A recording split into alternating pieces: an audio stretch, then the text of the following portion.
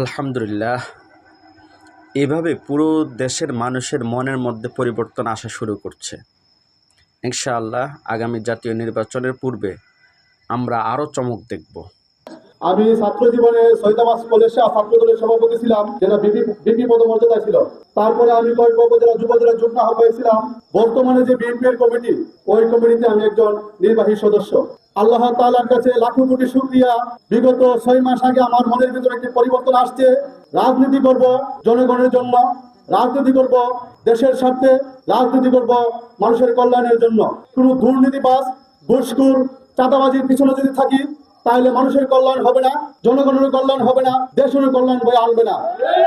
তাই আমি আমার মন থেকে মহান আল্লাহ রাব্বুল আলামিনের কাছে কৃতজ্ঞতা জ্ঞাপন করছি, একজন সৎ, চরিত্রবান এবং আল্লাহ ভীরু লোকদের পিছনে এসে নেতৃত্ব দেওয়ার জন্য। সেই ডাক মনে আল্লাহ আমাকে কবুল করেছে।